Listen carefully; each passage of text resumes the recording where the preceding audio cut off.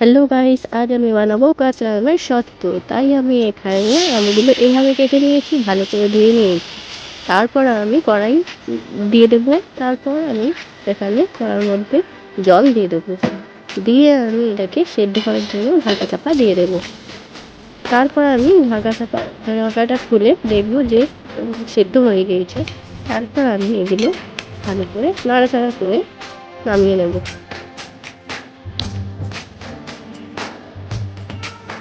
কড়া থেকে জল ঝরিয়ে নামিয়ে তারপর আমগুলো এভাবে আমি চেঁচে নেব। তাহলে এর মধ্যে এইভাবে চেঁচে নিলে তাহলে কী বলুন তো, এখানে যে সসটা আর যাবে না, শুধু ন্যাড়াগুলো যাবে। তাই এখানে ন্যাড়াগুলো এভাবে বার করে নিয়েছি।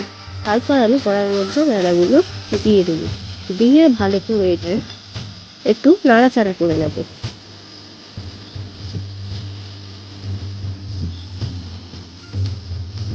তারপর আমি এখানে অল্প পরিমাণে লবণ দিয়ে দেবো, দিয়ে এটাকে ভালো করে নাড়াচাড়া করে নেবে। গাইস, আমার ভিডিও ভালো লাগলেও আপনারা সাবস্ক্রাইব করে দেবেন প্লিজ, আমার পাশে থাকুন। তারপর আমি এখানে চিনি দিয়ে দেবো, পরিমাণ মতো চিনি দেবেন, কারণ যেহেতু আম সত্ত্বটা টক মিষ্টি হবে, তাই এখানে বেশি চিনি দেবেন না, যাতে মিষ্টি না হয়ে যায়। তারপর আমি চিনিগুলোকে দিয়ে ভালো করে নাড়াচাড়া করে এখানে আমি বাসনে তেল দিয়ে দিলাম, সরষের তেল দিয়ে দিলাম, দিয়ে এটাকে ভালো করে তো থালাটাকে মাখিয়ে নেব।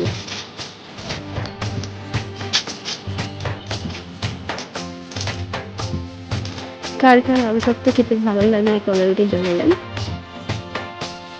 আর আপনারাও বাড়িতে ট্রাই করবেন, সত্যি খুব ভালো লাগে খেতে, অসাধারণ।